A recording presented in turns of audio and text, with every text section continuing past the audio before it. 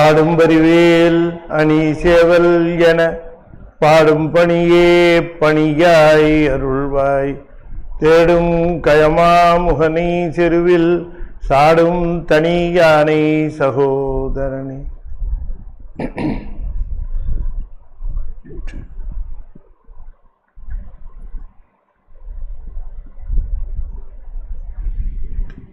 திருச்சிற்றம்பலம்.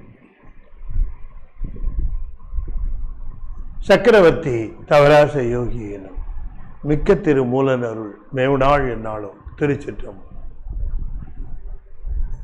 நாடுடைய சிவனே போற்றி, என் அட்டவர்க்கும் இறைவா போற்றி, ஏகம்பத்துரையந்தாய் போற்றி, பாகம் வெண்ணூறு ஆனாய் போற்றி, பராய்த்துறை மேவிய பரனே போற்றி, சிராப்பள்ளி மேவிய சிவனே போற்றி, அண்ணாமலைய மன்னா போற்றி, கண்ணாரமுத கடலே போற்றி, காவாய் கனகத்திரளே போற்றி, கைலை மலையானே போற்றி போற்றி, வெற்றிவேல் முருகனுக்கு அரோகரா. திருச்சிற்றம்பலம்.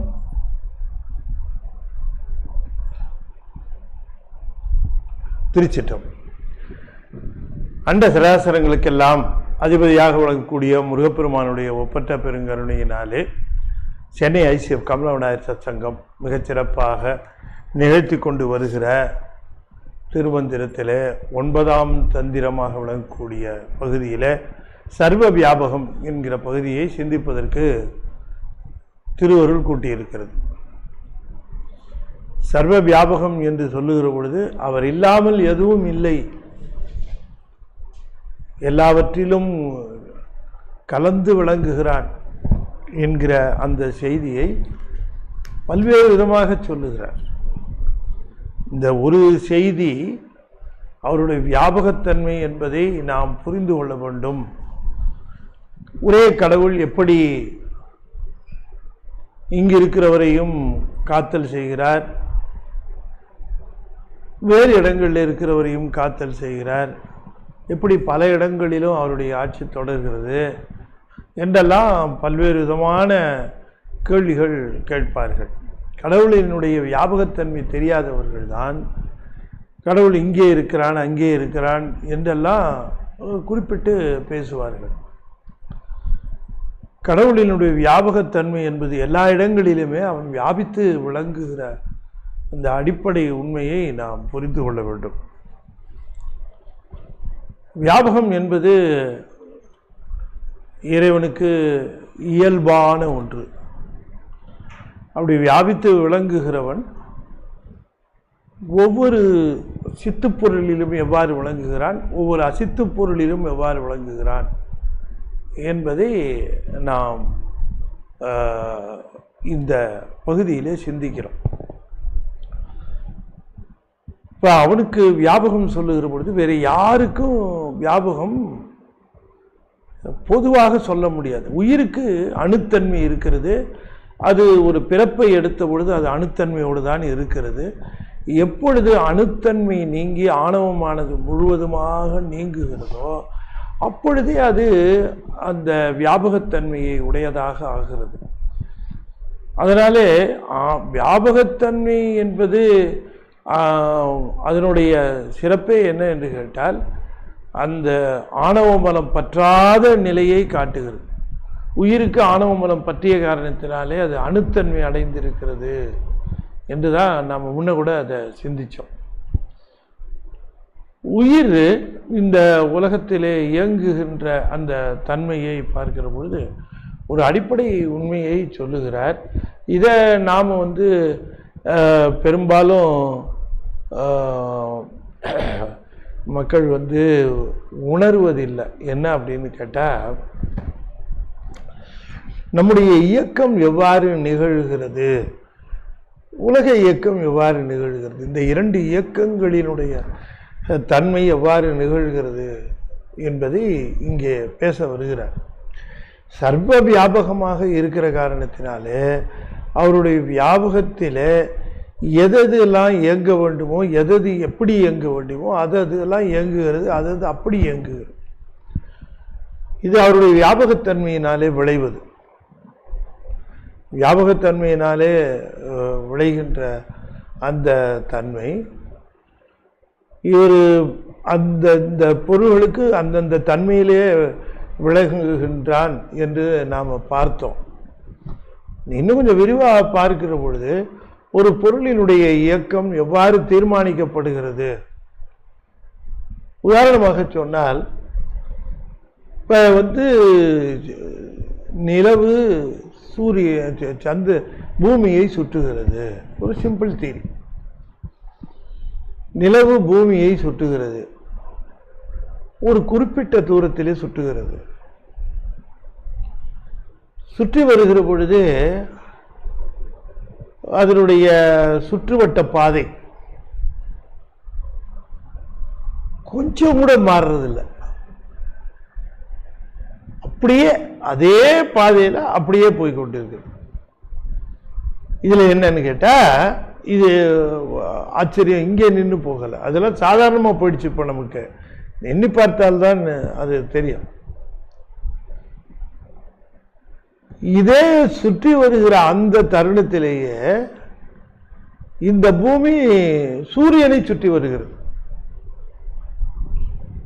ஒரே ஆர்பிட். ஒரே ஆர்பிட் என்று சொன்னால் ஒரே விதமான வட்டப்பாதை அது சுற்றுகிறது.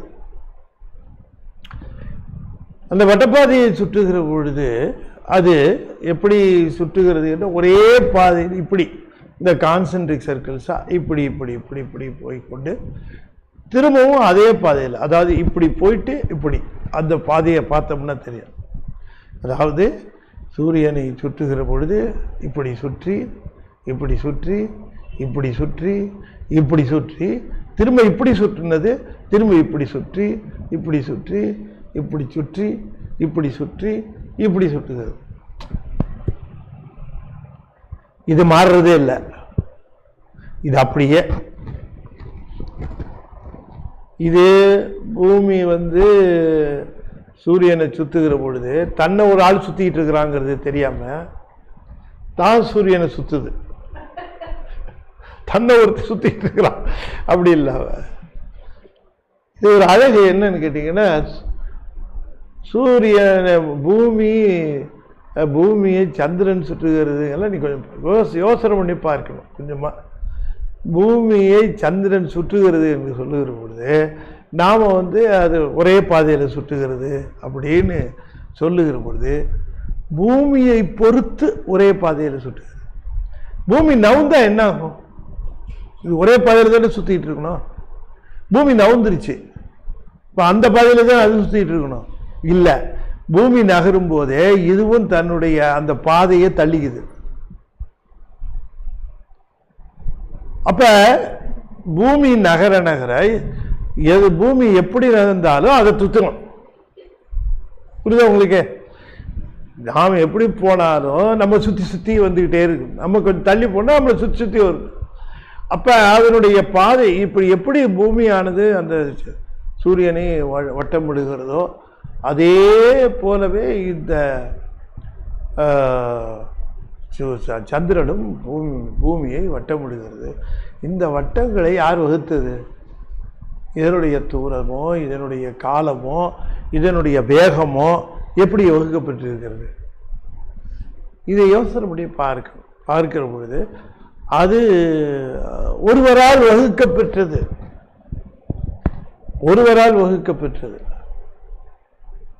அப்படி ஒருவரால் வகுக்கப்பெற்றது என்கிற காரணத்தினாலே ஒழுங்காக இருக்கிறது.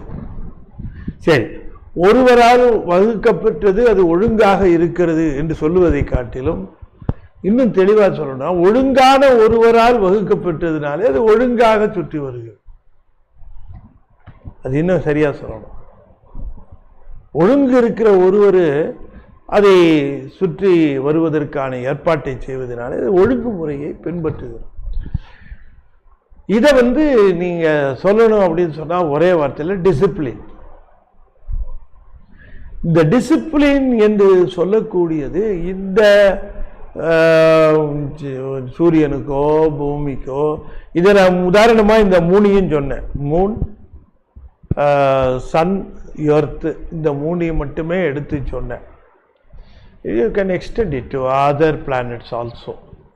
மற்றதுக்கும் நீங்கள் அதை எடுத்துட்டு போகணும். இந்த பூமியை சுற்றி வேறு எந்த விதமான வேற கிரகங்களோ வேற எதுவும் தொந்தரவு பண்ணாத வரைக்கும் அது தள்ளி வச்சிருக்கிறார். இதுக்கு என்ன தேவையோ அந்த 7 தவிர்த்து மித்தது இங்கே வராததுனால இந்த மாதிரி ஒரு அமைப்பு எங்கேயாவது இருக்குமானா அங்கே உயிரினம் இருக்கும் என்று சொல்லுகிறார்கள். இந்த மாதிரியான ஒரு அமைப்பு எப்படியாவது எங்கேயாவது இருக்குமானால் இல்லைங்களா, அது அந்த அமைப்பு இப்படி அமையிறதுங்கிறது எல்லா கண்டிஷனும் சாட்டிஸ்ஃபை ஆகிற மாதிரி, அத்தனை கண்டிஷனும் சாட்டிஸ்ஃபை ஆகிற மாதிரி ஒரு அமைப்பு பூமியில் மட்டும்தான் இருக்குது. மித்த இடங்கள்ல அப்படி ஒரு இடம் இருக்குமானால் அங்கே உயிரினம் இருக்கும். அதை தேடி பார்த்தா கிடைக்கல.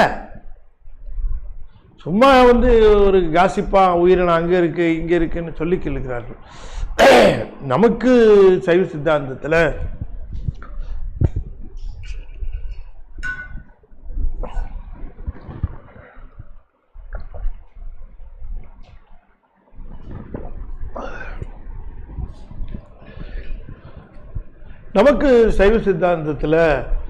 அதை சொல்லுகிறார்கள். அந்த உயிரினங்கள் இருக்கு. இப்போ பிரயாகலர் விஞ்ஞானகலர்லாம் எங்கே இருக்கிறாங்க? சூக்கும உடம்போட இருக்கிறாங்க, அசுதமாய உடம்போடு இருக்கிறாங்க. அதனால தான் உயிர் வர்க்கங்களே இருவகை இருகூற்று பிரபஞ்சம் என்று மெய்கண்டாரே சொல்றார். உயிரினமே இருகூற்று பிரபஞ்சம். சரி, அதெல்லாம் இருக்கட்டும்.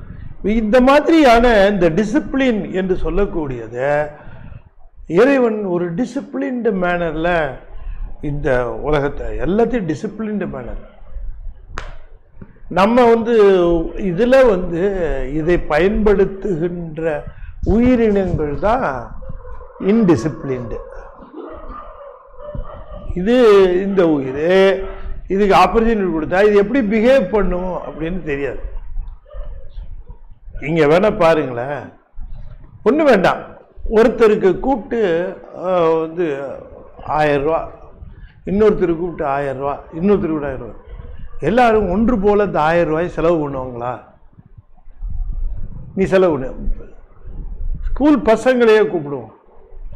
அது பசங்களுக்கு ஆளுக்கு 50 ரூபா கொடுக்குறோன்னு வச்சுக்கோங்க. 50 ரூபா என்ன பண்ணுவாங்க? ஒருத்தன் போய் உண்டியில் போடுவான், அவன் சேர்க்கணுன்னு. இன்னொருத்த போய் ஐஸ்கிரீம் வாங்கி சாப்பிட்ருவான், அவனுக்கு ஐஸ்கிரீம் பிரியம், அதில் வாங்கி சாப்பிடுவான். இன்னொருத்தன் அவனுக்கு தோணுன மாதிரி செய்வான். இதே பணம் ஒன்று தானே, ஏன் செலவு பண்ணுற விதம் வேறு வேறு விதமாக இருக்குன்னா அவரவர்களுக்குரிய பக்குவம் நம்ம அடிக்கடி பார்த்துருக்குறோம்.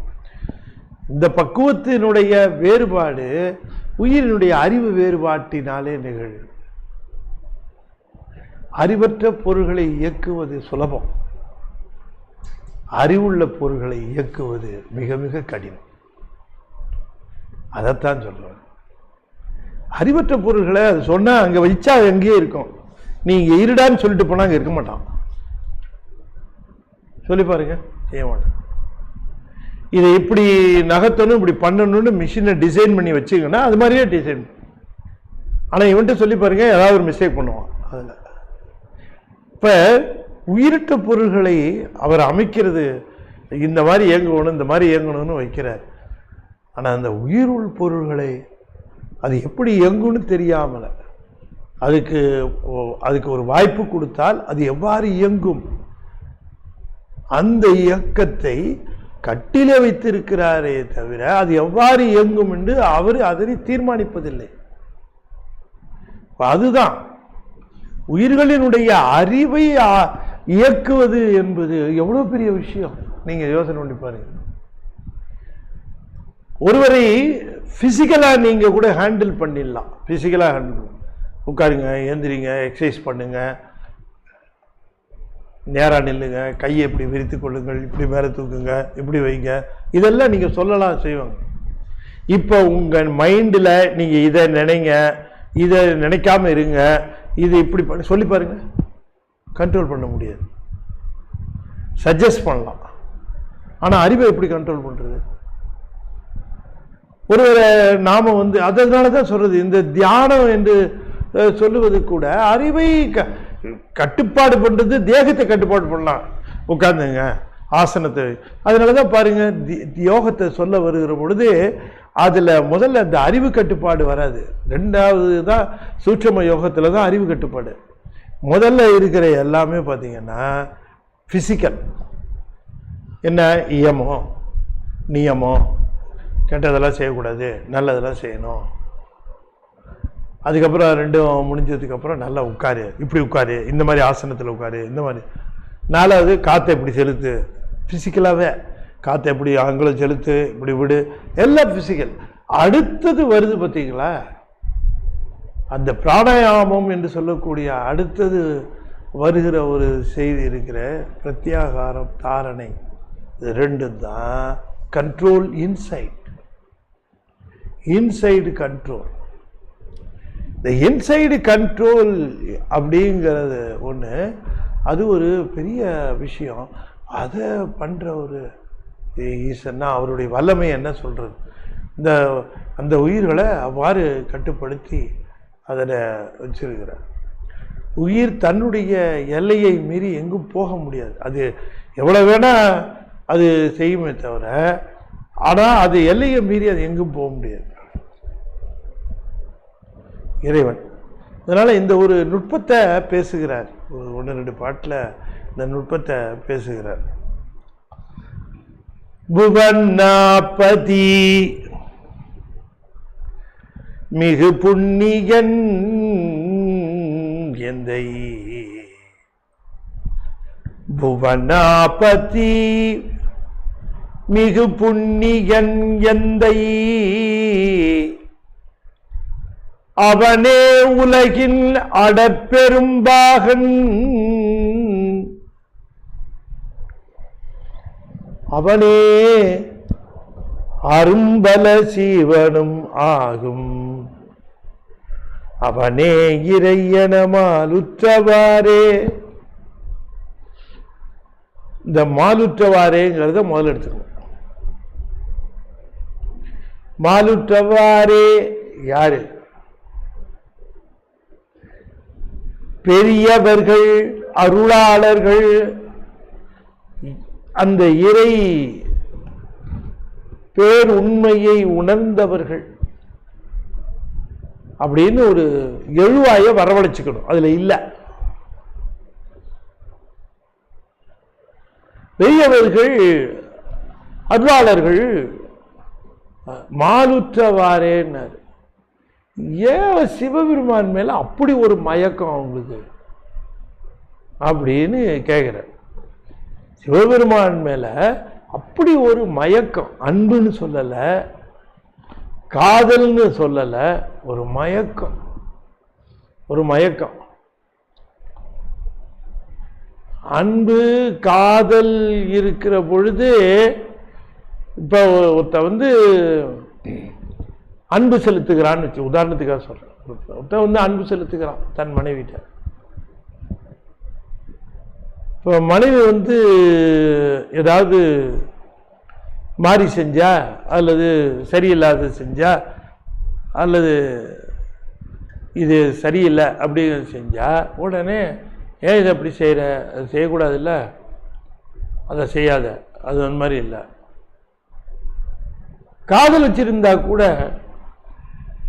அந்த அன்பு காதல் எல்லாம் ஒரே வார்த்தை தான். அன்பு வச்சிருந்தா, காதல் வச்சிருந்தா கூட நீ சாப்பிடு, எனக்கு பிடிக்காது, எனக்கு அது இல்லை, நீ சாப்பிடு. அன்பு வச்சிருப்பான்.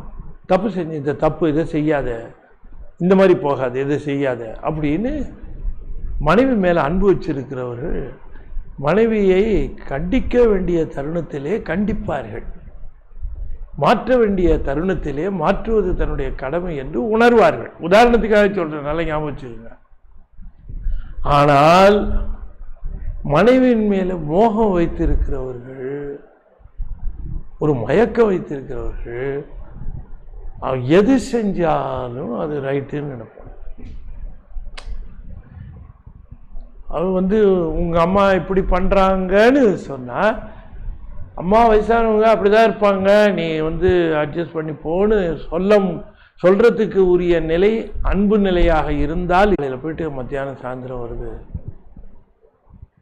அப்படியே அம்மா தப்பாச்சே, நான் அது கண்டிக்கிறேன், நீ ஏன் அத்தை வீட்டுக்கெல்லாம் போய் உட்காந்துருக்க, அங்கே போகாத, இங்கே இரு, நான் கண்டிக்கிறேம்மா அப்படி சொல்லணும்ல. ஏம்மா நீ உன் வேலையை பாருமா, அவளுக்கு எல்லாம் தெரியுமா, அவளுக்கு எல்லாம் தெரியும், அவள் போன அவள் நல்லது கெட்டதெல்லாம் தெரியும், அவள் போனா அவளுக்கு பொழுது போல அவள் போறா.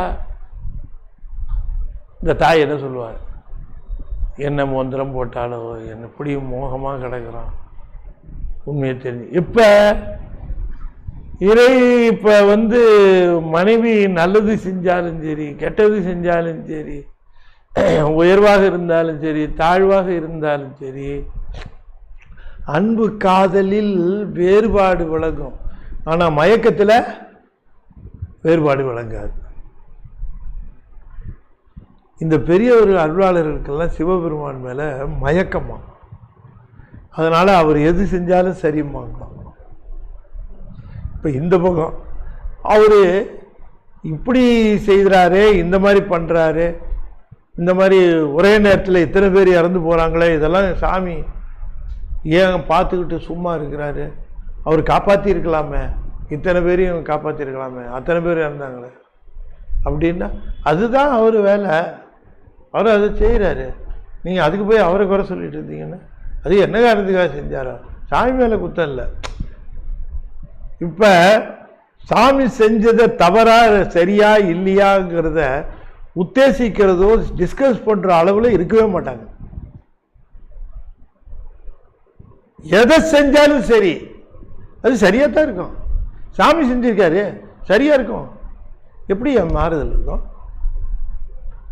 அப்படின்னு பெரியவர்கள் அருளாளர்கள்லாம் இறைவன் இவ்வாறு செய்தானே ஏன் செய்தான்னு கேட்கும். நன்றே செய்வாய் பிழை செய்வாய், அங்கே ஏகாரத்தை அங்கேயும் போட்டுக்கணும், நன்றே செய்வாய் பிழையே செய்வாய், எதுவோ பண்ணிக்க, என்ன வர பண்ணு, உன்னை கேட்கறது யார் இருக்கா, ஆனா நீ பண்றது எல்லாமே சரிதான், நீ பண்றது எல்லாம் சரிதான். எங்க கண்ணுக்கு அது பிழை மாதிரி தெரியுது, அது உனக்கு தான் தெரியும் என்ன காரணம். ஏயா இப்படி அவங்க மாறுட்டு கிடக்குறாங்க, சாமி கிட்ட இப்படி பண்ணுத சாமின்னு போய் சொன்னா ஒருத்தராவது காது கொடுத்து கேட்குறாங்களா? சிவன் இப்படி பண்றாருன்னு சொல்லி போய் கேட்டா காது கொடுத்து கேட்குறாங்களா? ஏன் இப்படி அவங்க சாமிகிட்ட இப்படி சொன்ன, நான் கேட்குறேன் சாமியை, சாமி இப்படி பண்ணுறது தப்பு தான், அது நான் அப்படிலாம் சொல்லுவாங்கன்னு பார்த்தா அதெல்லாம் இல்லை, சாமி அப்படி தான் செய்யும், அது அப்படி தான், அது சரியாக தான் இருக்கு என்று சொல்லுகிறார்களே, அவ்வளவு தூரம் மயக்கம் இருக்கிறதுக்கு என்ன காரணம் அப்படின்னு திருமூலர் இருக்கு. அதுக்கு என்ன காரணம்னா அவனுடைய சர்வ வியாபகத்தை அவர்கள் உணர்ந்தவர்கள். நீயும் சர்வ வியாபகத்தை உணர்ந்திருந்தேன்னா உனக்கு இந்த மோகம் எனக்கு வந்த மாதிரியே வந்திருக்கும். நீ வச்சிருக்கிறது வெறும் அன்பு தான், அதனால தான் ஐயம் வருது. சாமி மேல நமக்கு அன்பு இல்லைன்னு சொல்ல முடியாது, ஆனாலும் ஐயம் வரும் சில சமயம். இருக்கிறாரா உண்மையிலேயே இதெல்லாம் பார்த்துக்கிட்டு தான் இருக்கிறாரா, இவ்வளவு தூரம் நடக்குது இதை கண்டுக்காம இருக்கிறாரா என்றெல்லாம் நமக்கு தோன்றுவதற்கு காரணம் திருமூலர் சொல்லுகிறார், நமக்கு அவர் மேல அன்பு தவிர மோகம் இல்லை, நமக்கு அவர் மேல வர வேண்டியது. அதுலதான் மால் உற்றவாறுன்னார், அன்புற்றவாறே காதல் உற்றவாறே அப்படின்னு சொல்ல, ஒரு மாதிரி மயக்கம் இருக்கணும். அதனாலதான் மணிவாசகர் சொன்னார், நீ கோயில் வாசலில் பிச்சை நாக்கினாயினார், என்ன பைத்தியகாரமா பிச்சை நாக்கினாய். எல்லாரும் சொன்னாங்க, என்னது திருப்பெருந்துறையில சாமி வந்தாராம் அருள் செய்தாராம், கொண்டு போய் சுடுமணல்ல நிற்க வைக்கிறான், சாமி காப்பாற்ற வேண்டியது தானே என்றெல்லாம் பேசினார். அது அசரவே இல்லையா, அவர் குதிரைக்கு காசு எடுத்துட்டு போன காணா போச்சு, குதிரை எப்படி கொண்டாடுவாருன்னு தெரியல, திரும்ப திரும்ப சாமியை பற்றியே பேசிட்டு இருக்கிறாரு என்று பாண்டியன் கூட நினைக்கிறான். அவரு எல்லாம் தெரியும், அத்தனையும் தெரியும், கூப்பிட்டது அவர் தான், இல்லை உள்ள கூப்பிட்டது அவர் தான், இப்போ குதிரைக்கு மாட்டி விட்டுருக்கிறது அவர் தான், எல்லாமே அவர் தானே. அதனால அவர் செஞ்சதை எதுவுமே சரி தப்பெல்லாம் சொல்ல முடியாது, சரி அப்போ அது தப்புன்னு சொல்லணும், எல்லாமே அவன் செஞ்சது தான் என்ற ஒரு மால் உற்றவாருக்கு என்ன காரணம் அப்படின்னு கேட்டால் அவருடைய வியாபகத்தன்மையை அவர்கள் உணர்ந்தவர்கள். ஏன்னா எல்லா இடத்துலையும் இருக்கிறான், புவனாபதி, அவன் எல்லா புவனங்களுக்கும் அவனே அரசன். புவனம் என்று சொன்னால் இந்த உலகம். புவனா என்பது பெண்பாலா சொல்லுகிறார். நிலத்தை பூமி தாயின்னு சொல்ற மாதிரி புவனத்தை புவனாங்கிறார். பூமி தாய புவன பூமி தாயின்னு சொல்றோம் இல்லையா, அது மாதிரி இந்த புவனத்தை புவனா புவனா என்று சொல்வது புவனத்தை தாயாக பாவித்து அந்த தாய்க்கு தந்தையாக விளங்குகிறவன் புவனாபதி. எந்த புவனங்களுக்கும் எல்லாத்துக்கும் 224 புவனங்கள் இருக்கின்றன. அத்தனைக்கு அவன்தாய பதி. மிகு புண்ணியன், நீ என்ன நற்செயல் செய்தாலும் என்ன தவம் செய்தாலும் அந்த தவத்தினுடைய பயனை தீர்மானிப்பது அவன்தான். பயன், ஒரு தவம் செஞ்சிருக்கிற, அதுக்கு பயன் வர வேண்டும் என்று நீ கருதினால் உலக பொருள்களை பயனாக பெறுவதை காட்டிலும் சிவத்தையே பயனாக பெறுதல் வேண்டும். அப்படி தானும் ஒரு பயனாக விளங்குகிறவன். புண்ணியத்தின் காரணமாக நல்வினை தீவினைகள்ல நல்வினை செய்கின்ற புண்ணியத்தின் காரணம், நல்வினையின் காரணமாக விளைகின்ற புண்ணியத்தினாலே வருகிற இன்பம் உலகம் சார்ந்ததாக இருக்கிற பொழுது இவர்கள் எல்லாம் அப்படி வேண்டாம், எனக்கு அந்த மாதிரி வேண்டாம், எனக்கு உன்னை சார்வதாக இருக்க வேண்டும். நான் ஏதாவது நல்லது செஞ்சிருப்பேன், அதுக்கு ஏதாவது ஒரு புண்ணியம் இருக்கு அப்படின்னு நீ கருதுனா அந்த புண்ணியம் எப்படி இருக்கணும்னா உன்னை சார்ந்ததாக இருக்க வேண்டும். உன்னை சிந்திப்பதும் உன்னை சார்வதும் உன்னை போஷிப்பதும் உன்னை பூஜிப்பதும் உன்னை போற்றுவதும் இப்படிதான் அந்த புண்ணியத்தினுடைய பயன் இருக்கணுமே தவிர உலகத்தில் இந்த இன்பத்தை அனுபவிக்கிறது அந்த இன்பத்தை அனுபவிக்கிறது இந்த புகழை பெறுவது அந்த பதவியை பெறுவது இல்லை. இதெல்லாம் இல்லை, அதெல்லாம் வேணவே வேண்டாம். அதனால மிகு புண்ணியன், மிகு புண்ணியன்னு போட்டார் பாருங்க. அதான் ரொம்ப என்னன்னு கேட்டா, ஏதாவது ஒன்றை தெரிஞ்சோ அல்லது தெரியாமலோ செய்தால் அதற்குரிய பலனை பன்மடங்காக தருவது. பிரபஞ்ச புண்ணியத்தை பிரபஞ்சத்திற்கு ஆக வேண்டியதை அதற்கு உரிய நிலையிலே தருவார். எக்ஸுக்கு எக்ஸ், ஒய்க்கு ஒய்ன்னு தருவார். ஆனால் இங்கே எப்படி என்று கேட்டால் இந்த மாதிரியான புண்ணியத்திற்கு எக்ஸுக்கு எக்ஸ் கியூப் கொடுப்பார், பன்மடங்காக தருவார். தன்னை தருகிற பொழுது அதுக்கு பன்மடங்காக தருவார். அதனால தான் நம்ம எப்பவும் ஏதாவது ஒரு நல்லது செய்திருக்கிறோன்னு நமக்கு தோணுச்சுனாலோ அல்லது யாராவது சொன்னாங்களோ உடனே அதுக்கு சாமி தயவு செய்து கூடவே இருக்கிற அந்த பயனை மட்டும் கொடுப்போம், அந்த பயணம் மறவாமை வேண்டும். இதுதான் புண்ணியமா கேட்டுக்கணுமே தவிர அருளாளர்கள் வேற எதையும் கேட்க மாட்டாங்க. அப்ப தன்னைத்தான் தருகின்ற புண்ணிய சீலனாக விளங்குகிறான். வேற எதுவும் அப்படி இல்லை. இங்க விடுபடுவதற்குரிய வாய்ப்பு நீ வேற எது மாட்டினாலும் மாட்டிடுவ. நீ ஒரு வினை செய்கிற, அந்த வினையின் பயனை எப்படி கழிப்ப? நல்லதே செய்கிற, நல்லது செய்கிற பொழுது அதுக்கு ஒரு பயன் வரும், எப்படி கழிப்ப? அதுக்கு ஒரு நல்லது செஞ்சிருக்கிறேன்னு அதுக்கு ஒரு புண்ணியம், அதுக்கு ஒரு நன்மை வரும். அந்த நன்மையை நீ தூய்த்தேன்னு வச்சுக்க, அவ்வளவுதான் சிக்கல் வரும். அதை எப்படி கழிக்கிறது? புண்ணியத்தை கழிப்பதற்கு ரொம்ப ஜாகிரதை. எப்படி பாவத்தினுடைய பயனை அனுபவிக்க வேண்டுமோ அது மாதிரி புண்ணியத்தின் பயனையை அனுபவிக்கிற பொழுது அதுவும் ஆபத்தை ஏற்படுத்தும்,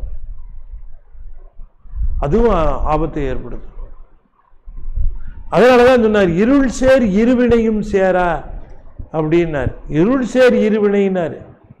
நல்வினையும் இருள் தான் சேர்க்கும், தீவினையும் இருள தான் சேர்க்கும். அப்ப என்ன செய்யணும்? நிறைய புண்ணியம், ஐயோ அப்பா புண்ணியமா, சாமி புண்ணியம்னா நீ இருந்திருப்பா. இந்த புண்ணியத்தினுடைய பயன் என்னவா இருக்கணும்னா ஒன்று அதிகமாக நினைக்கணும், ஒன்று அதிகமாக பேசணும், ஒன்று அதிகமாக ஓதணும், உன் அடியார் திருக்கூட்டத்திலே எப்பவும் இருக்கணும். இந்த புண்ணியத்தை தான் நீ கொடுங்க எனக்கு. அதை தான் கேட்டார் அப்பர் சுவாமி. அடியனுக்கும் உண்டு கோலோ அடியேற்கும் உண்டு கோலோ, ஆரூர் தொண்டர்க்கு தொண்டராம் புண்ணியமே அடியேற்கும் உண்டுகோலோ. சாமி எனக்கு ஏதாவது புண்ணியம் இருக்குன்னா அந்த தொண்டர்களுக்கெல்லாம் தொண்டராக இருக்கிற அந்த புண்ணியத்தை கொடுத்து, நான் ஏதாவது எனக்கு சம்பளம் கொடுக்கணும்னு நினச்சா இதை சொல்லுவாங்கல்ல, நீங்கள் ஏதாவது எனக்கு கொடுக்கணும்னு நினச்சா டாலராக கொடுத்துருங்க, எங்கேயும் செல்லுபடியாகும். அப்போ இப்போ என்னன்னு தெரில, எனக்கு நிலைமை என்னன்னு தெரில, இப்போவும் அப்படித்தான் போல இருக்கு. சொல்ற உதாரணத்துக்காக சொல்றேன். முன்னையில சாமி நீங்க வேலை செஞ்சா நீங்க நெல்லா கொடுத்துருங்க, நெல்லா கொடுத்துருங்க வேலைக்கு அப்படின்னு கேட்டு வாங்கிடுவோம். ஏன்னா என்னைக்குமே நெல் இருந்ததுன்னா ஒன்றும் பிரச்சனையே கிடையாது. ஈஸியாக விற்கலாம், ஈஸியாக சமைக்கலாம், ஈஸியாக சாப்பிடலாம், காலத்தை ஓட்டிடலாம் இல்லையா? அதனால தான் விதை நெல் எடுத்துகிட்டு வந்து விதை நெல்லை கொடுத்தே போய் சேர்த்தார். அது விதைங்கிறது அந்த விதை நெல்லை அங்கே போட்டிருந்தா வெறும் பயிர் தான் விளைஞ்சிருக்கும். அந்த விதை நெல்லை கொண்டு வந்து அடியாருக்காக விதைச்சாரு, அது விளைஞ்சிருச்சு. வித்தும் இடல் வேண்டும் கொள்ளோ விருந்தோம்பி மிச்சில் மிசைவான் புலம்னாரு வள்ளுவர். அவன் வித்து விதைக்கணுமா அப்படின்னு கேட்டார். அதனால புண்ணியம் என்று சொல்லுகிற பொழுது ரொம்ப கேர்ஃபுல்லா இருக்கணும். ஏதாவது நல்லது பண்ணீங்கன்னா ரொம்ப கேர்ஃபுல்லா இருக்கணும். ஏன்னா உங்களை பாராட்டியே பாவத்துக்கு அழைக்கிறோம். நம்மளை நம்மை பாராட்டுகிற பொழுது அந்த பாராட்டிலிருந்து நாம் விடுபட்டு, அதுக்கு நாம் உரியவர்கள் இல்லை, அது அவருக்கு உரியது. அதனால் சாமி அப்படி அதெல்லாம் நீங்கள் வாங்கிக்கோங்க, எனக்கு ஏதாவது உங்களை நினைக்கிறதுக்கும் உங்கள் கூட இருக்கிறதுக்கும் எனக்கு சாருங்க என்று சொல்லக்கூடிய அதை நாம் ஏதோ 5% தருவார்னு நினச்சா 50% தருவாராம். மிகு புண்ணியன், மிகு புண்ணியன். அதான் மிகு புண்ணியன் போட்டார். எந்தை எங்க அப்பாங்கிறார். எந்தை என்று சொல்லுகிற பொழுது அதை கவனித்து போற்றி அந்த நிலையிலே வளர்க்கிறது. அந்த உயிர் உயிர் தன்னை கொண்டு போய் ஒப்படைச்சிட்டா வளர்க்கிறது அவன் பொறுப்பு. தன்னை ஒப்படைக்க மாட்டேங்கிறோமா? நாம நம்மை கொண்டு போய் ஒப்படைத்து விடுகிறோம் என்று சொன்னால், நான் உன்கிட்ட ஒப்படைச்சிட்டேன் என்ன அப்படின்னு சொன்னா, அப்போ அவங்க அதை எப்படி செய்கிறார்களோ அவ்வாறு செய்ய வேண்டும். அந்த மாதிரி தந்தையாக இருந்து செய்யும். அவனே உலகில் அடற்பெரும் பாகன். பாகன்னா செலுத்துகிறவன் இல்லையா? பாகன்னா செலுத்துகிறவன், பெரும்பாகன். அவனே உலகின் அடல்னா வலிமை, வலிமை மிக்க பெரிய பாகன். எப்படி செலுத்துகிறான்? எல்லாத்தையும் ஒரே நேரத்தில் செலுத்துகிறான். அத்தனையும் அவனுடைய. அப்பனா அவனுடைய வல்லமைய நம்மால் நினைத்து பார்க்க முடியவில்லை. அப்படிப்பட்ட ஒரு வல்லமை உடையவனோட போய் சேர்ந்துடுறது சிறப்பு தானே. நமக்கு என்னத்துக்கு தனியா வல்லமை? வல்லமை உடையவரோடு சேர்ந்து நின்றால் அவர் வல்லமையெல்லாம் நமக்கும் வல்லமை. அதனாலே இந்த உலகினுடைய அடற்பெரும் பாகன் அவன் ஒருவன் தான். அவன் ஒருத்தன் தான் எல்லாவற்றையும் செலுத்துகிறான். எல்லாவற்றையும் செலுத்துகிறவர்களை வைத்து செலுத்துகிறான், செலுத்துகிறவர்களையும் செலுத்துகிறான். நேற்று கூட அந்த பாட்டை பார்த்தோம், திருவாசகத்தில் பார்த்தோம். படைப்போன் படைக்கும் பழையோன் காண்க. படைப்போன் படைக்கும் பழையோன். படைப்போன் படைக்கும், படைப்பவை படைப்போன், படைக்கும் கடவுள். படைத்தவை காப்போன் காக்கும் கடவுள். அதுக்கு பிறகு காப்பவை கருதா, காப்பவை கறக்கும் பெருமான். காப்பவை கறக்கிறது. அது மட்டும் இல்ல, கறப்பவை கருதா கருத்துடை கடவுள். கறப்போன் தான், ஆனாலும் எப்பொழுது எதை எவ்வாறு செய்ய வேண்டும் என்று கறப்பவை பார்த்தீங்களா? கறப்போன். படைப்போர் படைக்கும் பழையோன், படைத்தவை காப்போர் காக்கும் கடவுள். காப்பவை கறப்போன், கறப்பவை கருதா கருத்துடை கடவுள். சிவபெருமான் ஒருவனுக்குத்தான் இது சரியா வரும், வேற யாருக்கெல்லாம் அதை போட முடியாது. டெஃபினிஷன் விட்டாகாது, சரியா பொருந்தாது. ஏதாவது ஒரு கடவுள் எடுத்து இதெல்லாம் வச்சோம்னா பொருந்திய வராது. அது இல்லை சின்ன குழந்தைக்கு 44 சைஸ் சட்டையை போட்ட மாதிரி இருக்கும். ஃபிட்டே ஆகாது, தொலைதோட உள்ள போயிடுது. கடவுளுக்கு பொறுத்துக்கிற இந்த ஒரு வரையறைகளை எல்லாம் போய் வரவங்களெல்லாம் சொல்லிட்டு இருந்தா எப்படி அது சரியா இருக்கும்? உணரணும். முழுமுதற் பொருளை உண்மையாக வியாபகத்தன்மை உணர்ந்தவர்கள், முழுமுதற் பொருளினுடைய வியாபகத்தன்மை உணர்ந்தவர்கள் அதுக்கு உண்மையாக அந்த இறைவனுடைய தன்மையை தெரிவார்கள். அதனால சொல்லுகிறார், அவனே அரும்பெரும் அரும்பல சீவனுமா ஆகும். ஆகையினால இந்த உலகத்தை செலுத்துகிறவன் மட்டுமல்ல, அரிய பல சீவனும் ஆகும் என்றால் அரிய எண்ணிலடங்காத உயிர்களை செலுத்துகிறவனும் அவனே ஆவான். எண்ணிலடங்காத உயிர்களை அவனே செலுத்துகிற சீவனும் ஆகும் என்றால் உயிர் அவன் செலுத்துற அது சீவன், இல்லைன்னா அது சவன்தான். அவனே அரும்பல பல சீவன்னாரு. அரிய பல எண்ணிலடங்காத உயிர்களும் ஆகும் என்று சொன்னார். எண்ணிலடங்காத உயிர்களும் அவனே ஆகும். அவன் ஒருவனே இறை, அவனே தலைவன் என்பதனால் பெரியவர்கள் மாலுற்றவாறு. இதெல்லாம் அவர்கள் உணர்ந்ததினாலே அருளாளர்கள் சிவபெருமான் மேல ஒரு மயக்கத்திலேயே இருக்கிறாங்க. ஒரு சிவபெருமான் மேல ஒரு மயக்கத்திலேயே இருக்கிறார்கள். அந்த மயக்கத்திலே இருப்பதினாலே பெருமானுடைய அந்த தன்மை அவருக்கு வியாபகம், சர்வ வியாபகமாக விளங்குகிறார். அவனன்றி பொதுவாக சொல்லுவாங்க ஒரு அணுவும் அசையாது. அணுங்கிறது ஆன்மா. ஆன்மா அசையாது என்று சொன்னால் ஆன்மா அணுவிற்குள் அசைவாயினார் அருணகிரிநாதன். எனவே உலகை செலுத்துகிறவன் மட்டுமல்ல, உயிர்களை செலுத்துகிறவனும் அவன்தான். பல உயிர்களை அந்த உயிர்களை எவ்வாறு செலுத்துகிறான் கருதியும் அடுத்த பாட்டில் ரொம்ப அழகா சொல்லுகிறார். அவனே அரும்பல சீவனும் ஆகும் புவனாபதி மிகு புண்ணியன் எந்தை. அவனே உலகின் அடற்பெரும் பாகன்.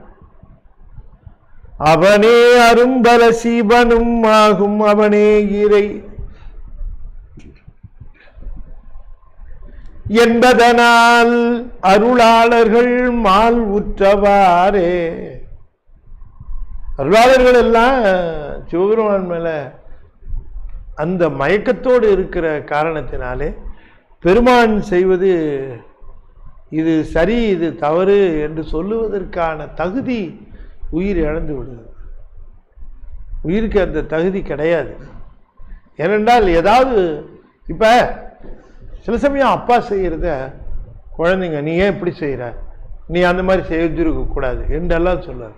ஆனால் தந்தை ஏன் செய்தார் அப்படிங்கிறது அவருக்கு தான் தெரியும். என்ன காரணம் பற்றி அது செய்ய பெற்றது உனக்கு தெரியாதுப்பா, உனக்கு என்ன பிரச்சனைன்னு தெரியாது, நீ இரு.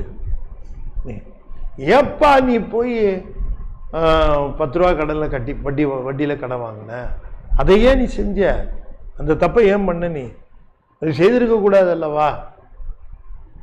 இல்லைப்பா அது சூழ்நிலை அப்படித்தான், என்ன பண்ணுறது, இப்போ அதை அடைக்கிறதுக்கு நாம் கஷ்டப்படுறோங்கிறது உண்மை. ஆனால் அன்னைக்கு அந்த தேவை இருந்தது. என்ன அப்படி தேவை வந்து இருக்கட்டும்ப்பா அதெல்லாம் பார்ப்போம் சொல்ல மாட்டார். ஆனால் அப்பா செஞ்சது இப்படி தவறு பண்ணிட்டாரு. ஆனால் அந்த சூழ்நிலையில, தவிர்க்க முடியாத சூழ்நிலையில, அந்த நேரத்தில் அந்த பணத்தை பெறுவதற்கு காரணம் அந்த பையனுக்கே உடம்பு சரியில்லாமல் இருந்திருக்கலாம், அவனையே ஆஸ்பத்திரியில் சேர்த்துருக்கலாம். அன்னைக்கு ராத்திரி இந்த ஆப்ரேஷனுக்கு உரிய பணத்தை செலுத்தினாத்தான் அவனை உழைக்க வைக்க முடியும்னு இருக்கலாம். அப்போ போய் ஒரு அந்த மாதிரி செய்திருக்கலாம். இது தெரியாது இல்லையா? உதாரணத்துக்காக சொல்றேன், அப்படிதான் நடக்கணும் இல்லை. ஒரு தந்தையை ஒரு குடும்பத்திற்காக செய்கிற செயல்கள் எல்லாவற்றிற்கும் பொருள் கண்டுபிடித்து விட முடியாது. ஒரு குடும்பத்திற்காக ஒரு குடும்ப தலைவன் பல விஷயங்களை செய்வான். உண்மையிலேயே குடும்பத்தின் மேலே, குடும்பத்திலே இருக்கிறவர்கள் மேலே அக்கறை கொண்டு இருக்கிறவன் குடும்பத்தினுடைய அங்கத்தினருடைய நலன் மேலே அக்கறை கொண்டு இருக்கிறவன். இன்னொன்று மேல குடும்பத்தில் இருக்கிறவருடைய நலன் மேல அக்கறை கொண்டு அவங்க நல்லா இருந்தா நம்மளை நல்லா வச்சுக்குவாங்கன்னு எதிர்பார்க்காதவன், எதையும் அவரிடமிருந்து திரும்ப பதிலுக்கு எதிர்பார்க்காதவனாக ஒரு குடும்ப தலைவன் ஒரு குடும்பத்திற்கு பல்வேறு விஷயங்களை செய்கிறான். அந்த குடும்பத்தில் இருக்கிறவங்களே புரிஞ்சுக்கொள்ள முடியாது, அவங்களாலேயே புரிந்து கொள்ள முடியாது. அவர்கள் புரிந்து கொள்ள முடியவில்லை என்பதனாலே அந்த தலைவனுடைய கிரேட்னஸ் எந்த விதத்திலையும் குறைஞ்சிடாது. அதுபோலத்தான் இறைவன் செய்கிற எல்லா காரியங்களுக்கும் காரணம் கண்டுபிடிச்சிட முடியாது. எதற்காக அவ்வாறு செய்கின்றான் என்கிற அந்த செயலை நாம் அவ்வளவு சுலபமாக கண்டுபிடித்து விட முடியாது. இது சாதாரண ஒரு குடும்பம், ஒரு குடும்பத்தில் ஒரு தலைவனுக்கே இந்த நிலைன்னா அகில இந்த பிரபஞ்சம் முழுவதையும் கட்டி ஆளுகிற ஒருவன், அவனுக்கு என்னங்க ஒரு ஸ்வீப்பில் எடுத்தானா அடுத்த ஸ்வீப்பு திரும்பவும் கொண்டு வந்துட போனான். இது என்ன நமக்கு இந்த உயிரை உடம்பை எடுத்துட்டானேன்னா இன்னொரு உடம்பு கொடுக்குறான். நீ தான் எடுக்கிற உடம்பெல்லாம் நீ நினச்சிக்கிட்டு இருக்கிற. அவனுக்கு தெரியும் அந்த மயக்கம் தேங்கிச்சுன்னா தெரிஞ்சிடும் அதுக்கு. அதனால் தொடர்ந்து அடுத்த பாடல்லையும் ரொம்ப ஒரு அரிய கருத்தை சொல்லுகிறார். உள் நின்று ஒளிரும் உலவா பிராணனும் பல்வேறு பேர் நினச்சி பார்க்குறார். அதாவது அந்த சர்வ வியாபகத்தை சொல்லும் போது சிவபெருமான என்னென்ன விதமெல்லாம் புகழ்ந்து சொல்லலாம். பார்க்க போனால் சர்வ வியாபகத்தை பற்றிய தோத்திரம் தான் இதுவும் தோத்திரம் தான். சர்வ வியாபகத்தை தோத்திரம் சர்வ வியாபகத்தை பற்றி, அவ்வளவுதான். எப்படியெல்லாம் அவரை புகழ்ந்து சொல்ல முடியும்? தனக்கு தெரிஞ்சது சொல்லணும்.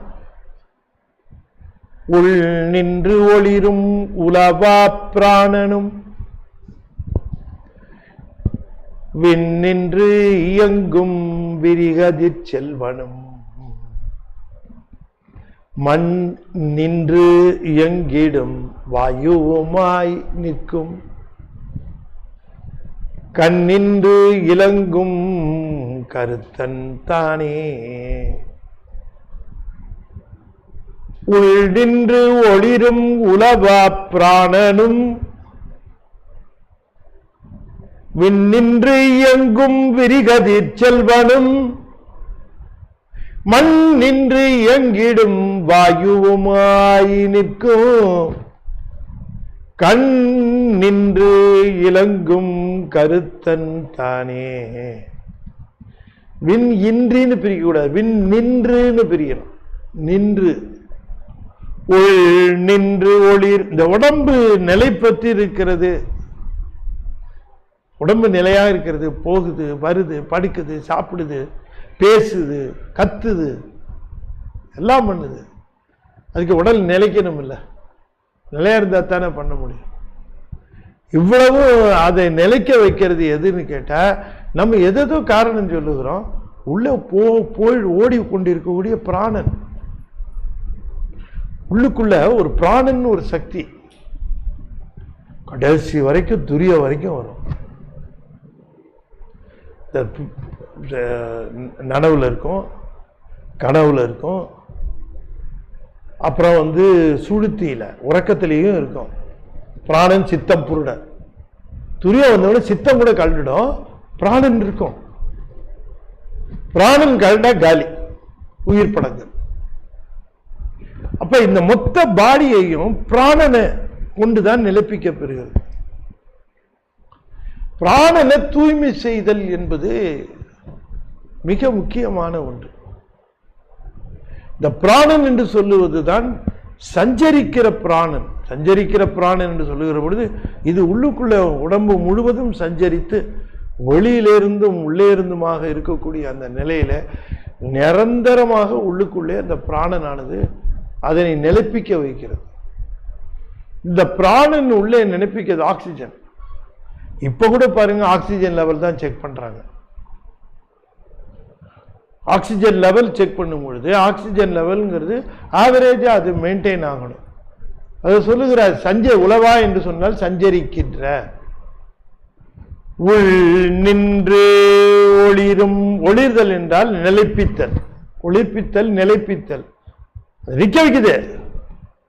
பிராணன் என்னால ஒன்றும் பண்ண முடியல, ஏன் என் பிராணனை வாங்குறேன்னு கேட்பான். ஏன் என் பிராணனை, பிராணன் போச்சுன்னா அவ்வளவுதான். என் பிராணநாதா அப்படின்னு டைலாக் எல்லாம் கேட்டுப்போம் இல்லையா? அப்படின்னு என்னத்தை என்ன நிலைபெற செய்வது தாங்குவதுதான் அர்த்தம். அதுக்கு நிலைப்பிப்பது அது எதுன்னு கேட்டார். அதுதான் சிவம். அதை உணர்ந்துக. உள்ளின்று ஒளிரும் உலவா பிராணனும், உயிரோட்டமாக உள்ளே செல்லுகின்ற பிராணன் இருக்க சிவன்டா. அது நிலைப்பிக்கிறது. இந்த உடம்பை நிலைப்பிக்கணும். அதெல்லாம் வினைகளை அனுபவிக்குது, வினைகளை செய்யுது. நிலைப்பித்தாதான் செஞ்சு அனுபவிக்கும். நிலைப்பிக்கின்றார். இப்படி உடம்பை நிலைப்படுத்துவது போல உலகத்தை நிலைப்படுத்துவது ரெண்டை கொண்டு உலகத்தை நிலைப்படுத்துகிறான். உடம்பை உள்ளே இருந்து பிராணன் என்பதினாலே உடம்பை நிலைப்படுத்துவது போல உலகத்திற்கு பிராணன் மட்டும் பத்தாது. உலகத்துக்கு நைட்ரஜன் வேணும், ஹைட்ரஜன் வேணும், கார்பன் எல்லாமே வேணும். எல்லாமே கலந்ததுதான். ஏன்னா உலகத்தினுடைய தன்மை உலகத்தை நிலைப்பிப்பதற்கு பல்வேறு நைட்ரஜன் சைக்கிள்னு ஒரு cycle, carbon cycle, hydrogen cycle. நமக்கு உள்ளுக்குள்ள பிராணம் தான். அப்ப இதை பிரித்து இந்த உலகை நிலைபெறுத்துவதற்கு வாயுவமாய் நிற்கும். நமக்கு பிராணனா நிற்கும். இந்த மண் நின்று இயங்கிடும். இந்த பூமியானது நின்று இயங்குவதற்கு வாயுவாய் நிற்கும், வாயுமாய் நிற்கும். அப்ப இந்த மாதிரி நிற்கிற இந்த பூமியை இங்கே வாயுவமாகவும், அதுக்கு 2 கண்ட்ரோல் வச்சிருக்கிறார். இந்த பூமியை இயக்கிறதுக்கு இங்க இன்னர் கண்ட்ரோல், அவுட்டர் கண்ட்ரோல். அதை நிலைபெறுத்துவதற்கு இன்னராக இங்கேயே பூமியில வைத்திருப்பது காற்று, வெளியில வைத்திருப்பது சூரியன். மித்ததெல்லாம் அதுக்கு அப்புறம் தான். இது எல்லாமே அப்புறம்தான். தண்ணியே இல்லாம 15-20 நாள் இருந்திருக்கிறாங்க. கொஞ்சோண்டு காத்து வந்து இருந்திருக்குது, மூச்சு காத்து. அதுல இப்ப கூட இந்த இடிபாட்டில் சிக்கிறவர்களை சொல்லுகிற பொழுது 15 நாள் 20 நாள்லாம் இருந்திருக்கிறாங்க. சாப்பாடு இல்லாம, தண்ணி இல்லாம இருந்திருக்கிறாங்க. ஆனால் மூச்சு விடுறதுக்கு மட்டும் காத்து இல்லாம இருந்திருந்ததுன்னு வச்சுங்க, இல்ல போயிருக்கு. ஆகையினாலே இந்த மண்ணு நிலை பெறுவதற்கு வாயுவமாக நிற்கும் இங்க. அப்ப பூமி நிலை பெறுவதற்கு வாயுவமாகவும், மேலே சூரியனாகவும், விரிகதிர் செல்வன் விண்ணின்று. ஒரு செய்தி என்னன்னு கேட்டா, சூரியனுடைய இயக்கமே மற்ற இயக்கங்களுக்கு ஆதாரமாக விளங்குகிறது. இந்த பூமியை பொறுத்த வரைக்கும் விரிகதிர் செல்வன், விரிந்த கதிர்களை உடைய சூரியன் இருக்கிறானே, அவன் விண்ணிலே நின்று இந்த பூமியை இயக்குகிறான். அவனுடைய அந்த இயக்கத்தினாலே இயங்குவதுதான் பூமி இயக்கம், சூரிய சந்திரன் இயக்கம், மித்த கிரகங்களுடைய இயக்கம் எல்லாமே இன்ஃப்ளூயன்ஸ் பண்ணிருக்கு. அதனால அந்த ஒரு சூரியனை மட்டும் சொல்லுகிறது. இதுக்கு பேரு சூரிய குடும்பம் தான் பேரு, சோலார் ஃபேமிலி, சோலார் சிஸ்டம். பாருங்க, அப்பவே சொல்லிட்டாரு அவர். இப்ப இவ்வளவு டெவலப் பண்ணி எவ்வளவு தூரம் சொல்லுகிறோம். இந்த சூரியனை மையமாக வைத்த குடும்பம் இது. அதனால விண்ணின்றி இயங்கும் விரிகதிர் செல்வனும் அவன் தான். தெரியுமா உனக்கு? செல்வனும் என்று சொன்னால் அந்த செல்வன் அந்த சூரியனுடைய செல்வத்திற்கு காரணமாக விளங்குகிறவனும் அவன்தான். உள் நின்று ஒளிரும் உலவா பிராணனும். எனவே உடம்பை நிலைப்படுத்துகிறான், உயிரை, அந்த உயிர் இருக்க உடம்பை நிலைப்படுத்துகிறான், உலகை நிலைப்படுத்துகிறான். ரெண்டையும் சொல்லுகிறார். இந்த ரெண்டையும் நிலைப்படுத்துகிறார். இந்த ரெண்டையும் நிலைப்படுத்துகிற பொழுது ஒரு முக்கியமான செய்தியை சொல்லுகிறார். உள் நின்று ஒளிரும் உலவா பிராணனும். வில் நின்று இயங்கும் பிரிகதிர் செல்வனும் மண் நின்று இயங்கிடும் வாயுமாய் நிற்கும்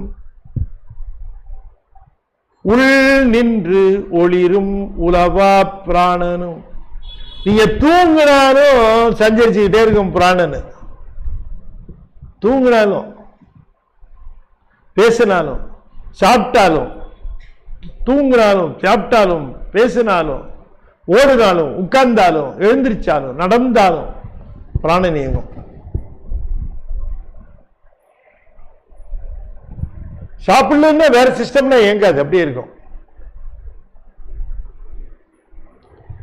விண்ணின்று இயங்கும் விரிகதிர் செல்வனும் மண்ணின்று இயங்கிடும் வாயுமாய் நிற்கும்.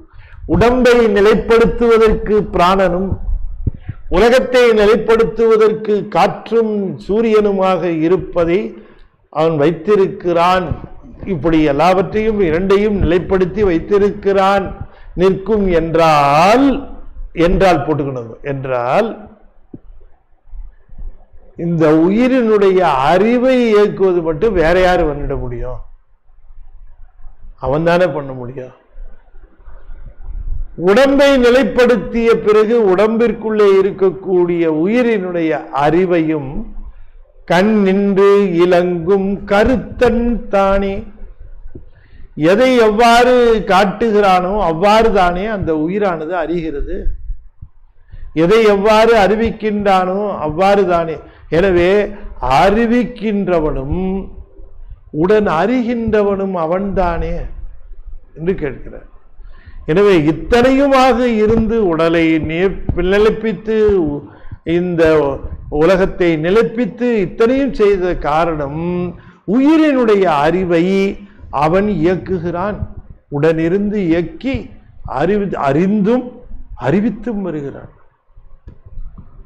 அதனாலதானே அம்மையார் சொன்னாங்க, அறிவானும் தானே அறிவிப்பான் தானே அறிவாய் அறிகின்றானும் தானே. எந்த ஒரு புலவரும் அவங்க காலத்துல இவ்வளவு நுட்பமா சொன்னதே இல்லை. எந்த ஒரு பாட்டும் பார்க்க முடியாது இது மாதிரி. அறிவானும் தானே அறிவிப்பான் தானே அறிவாய் அறிகின்றானும் தானே அறிகின்றமை பொருளும் தானே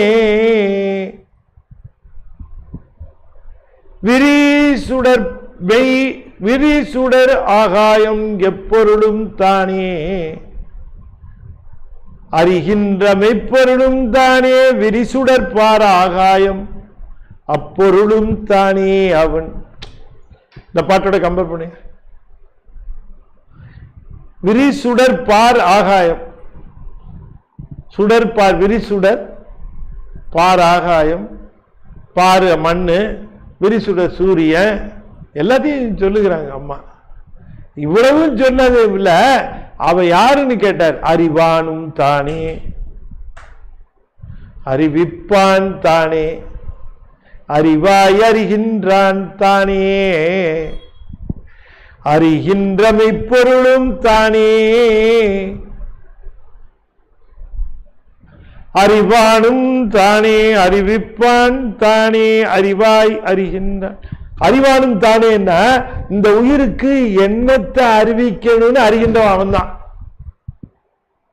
எதையெல்லாம் அறிவிக்கலான்னு அறிகிறவன் அவன். அப்படி எதை இதுக்கு அறிவிக்கணும்னு அவன் முடிவு பண்றானோ அதை அறிவிக்கிறவனும் அவன் தான், அறிவிப்பான் தானே. அப்படி அறிவிக்கிற பொழுது உடனாக இருந்து அறிகிறவனும் அவன் தான். பாரு, அறிவானும் தானே. எனக்கு ஏய சொல்லணுமா, பிஏ சொல்லணுமா, சிஏ சொல்லணுமா, டிஏ சொல்லணுமா, ஈய சொல்லணுமா, என்ன சொல்லணும்? அறிவான். அப்படி அறிந்த பிறகு எனக்கு பிஏயும் இஐயும் மட்டும் சொன்னா போதுன்னு சொன்னா அறிவிப்பான் தானே, பிஇ அறிவிப்பான்.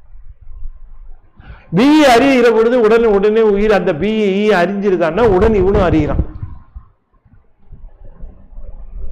இதெல்லாம் தாண்டி இப்படியே அறிஞ்சுக்கிட்டே இருந்ததுன்னா அது எப்படி விடுபடுறதுன்னா கடைசியில அறிகின்ற மெய்ப்பொருளும் தானே. இதை விட்டுட்டு அறிய வேண்டிய மெய்ப்பொருளும் தானே.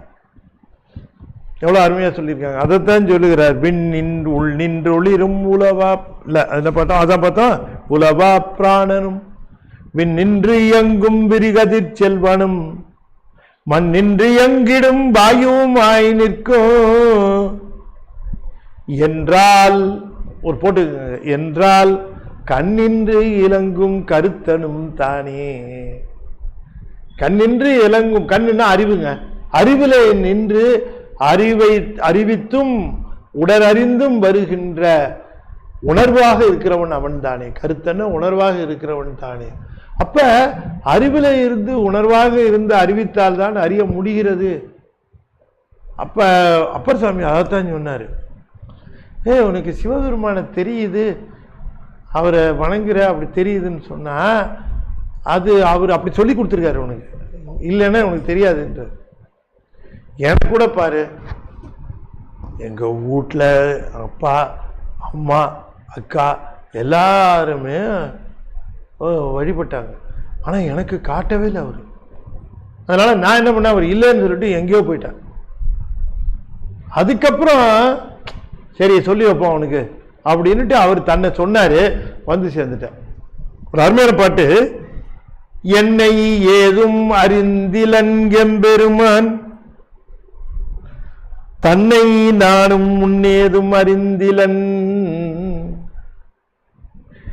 என்னை தன் அடியான் என்று அறிதலும் தன்னை நானும் பிரான் என்று அறிந்தனே. என்ன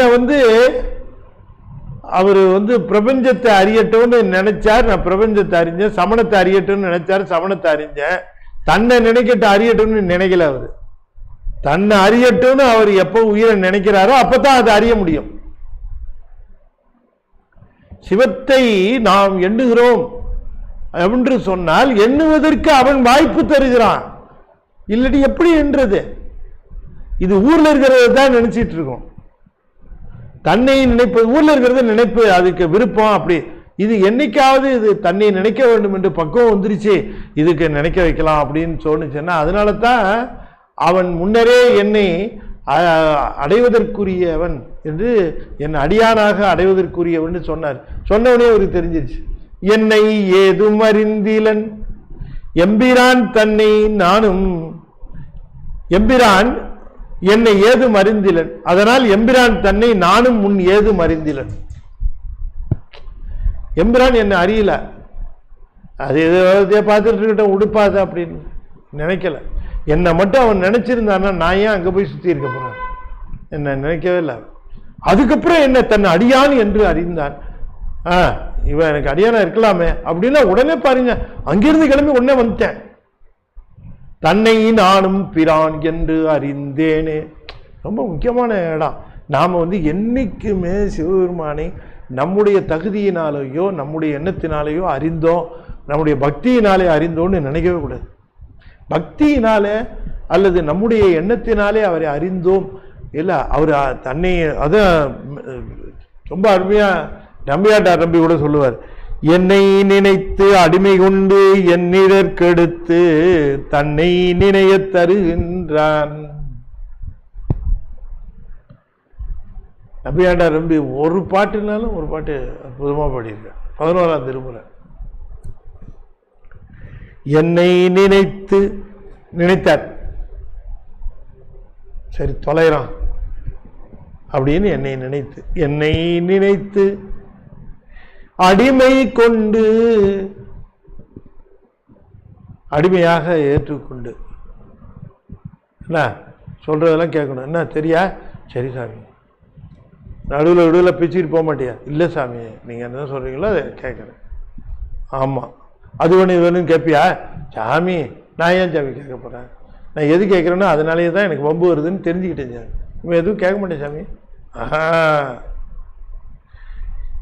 என்னை நினைத்து அடிமை கொண்டு என்னிடற்கெடுத்து என்னுடைய துன்பங்களை எல்லாம் போக்கினார். தன்னை நினைய, இதெல்லாம் பெருசு இல்லை, தன்னை நினைய தருகின்றான். தன்னை நினைய தந்தால் தானே நாம நினைக்க முடியும். புன்னை விரசு மகிழ் சோலை வியன்னாரையூர் முக்கன் அரசு மகிழ் அத்திமுகத்தான். யானை முகம் விநாயகரைத்தான் சொல்றார். விநாயகர் வேற சிவன் வேறையா? ரெண்டும் ஒண்ணுங்க. வியன்னாரையூர் முக்கன் அரசு மகிழ் அத்திமுகத்தான் என்னை நினைந்து அடிமை கொண்டு என்னிடற்கெடுத்து. விநாயகனுக்கு கருணை ஜாஸ்தி இல்லையா? தண்டிக்கவே தெரியாது. விநாயகர் பெருமானுக்கு மட்டும் தண்டிக்கவே தெரியாது. அருள் மட்டும் செய்வார், கருணை புரிவார். என்னை நினைந்து அடிமை கொண்டு என்னிடரு கெடுத்து தன்னை நினைய தருகின்றான். புன்னை விரசு மகிழ் சோலை வியன்னாரையூர் முக்கன் அரசு மகிழ் அத்திமரம் அரசு மரம். அப்படி ஒரு சமத்காரமா பண்ணியிருக்கார். அரசு மகிழ் அத்திமுகத்தான். அரசு மகிழ், அரசுன்னு முக்கன் அரசு, 3 கண்களை உடைய பேரரசாக விளங்கக்கூடிய. அத்தினா யானைன்னு ஒரு அர்த்தம், மரம் ஒன்று அத்தி மரம். இதுல யானை முகத்தான் தன்னையே நினைய தரு. அப்பா நீ உன்னை நினைக்கிறதுக்கு எனக்கு தாப்பா என்று கேட்க வேண்டும். அதனால உள் நின்றொளிரும் உலவா பிராணனும் விண்ணின்று எங்கும் விரிகதிர் செல். ஆகையினால அந்த உலகத்தை நிலைப்பித்தல், உயிரை நிலைப்பித்தல், இந்த உடலை நிலைப்பித்தல் பண்ண பிறகு உயிரை அந்த உயிர் உள்ளுக்குள்ள இருக்க உயிரின் அறிவை நிலைப்பிக்கலைன்னா என்ன பிரயோஜனம்? இது ரெண்டும் நிலைப்பிச்சா என்ன ஆக போகுது? உயிரினுடைய அறிவை இயக்குகிறது அவனாகத்தானே இருக்க முடியும். அதனால அதில் இருந்து அறிந்தும் வருகின்ற மிகப்பெரிய கருணை உணர்வுடையவன் சிவபெருமான் தான். அது அவனுக்கு வியாபகத்தால் தான் இது நிகழ்கிறது என்று சொல்லி இந்த 2 பாடல்களையும் இன்றைய தினம் நாம் சிந்திச்சோம். நாளைய தினம் நமக்கு வகுப்பு ஆன்லைன் இல்லை. அதுக்கு பதிலாக 8ஆம் தேதி சனிக்கிழமை அன்று ஐசிஎஃப்ல நேர் வகுப்பு, ஆன்லைனும் வரும், நேராகவும் வகுப்பு, சர்வ வியாபக வகுப்பு 8ஆம் தேதி அன்னைக்கு நடக்கும். 6, 7 2 நாட்கள் இல்லை வகுப்பு, ஆன்லைன் வகுப்பு. 8ஆம் தேதி அங்கே இருக்கு ஆன்லைன். அதுக்கு பிறகு அடுத்த வகுப்பு என்னன்னா அங்கே சொல்லுவோம். ஆன்லைனும் உண்டு, 8 உண்டு, 7 மட்டும் வகுப்பு இல்லை, 6, 7 வகுப்பு இல்லை, 8ல் உண்டு என்று சொல்லி யூஎஸ்பி பென்ட்ரைவ் பற்றி உங்களுக்கு அடிக்கடி சொல்கிறேன். வேணுங்கிறவங்க நீங்கள் அந்த திருஞான சம்பந்தர், திருநாவுக்கரசர், சுந்தரர் தனித்தனியாக இருக்குது, எல்லா பாட்டும் இருக்குது, பெற்றுக்கொள்ளலாம். யூஎஸ்பி நீங்கள் அந்த ஃபோன் நம்பர் அதில் கொடுத்துருக்குறோம், பிஆர்ஓ நம்பர் தான், நீங்கள் கேட்டு வாங்கி கொள்ளலாம். புஸ்தகங்களும் நிறையா லிஸ்ட்டு இருக்குது.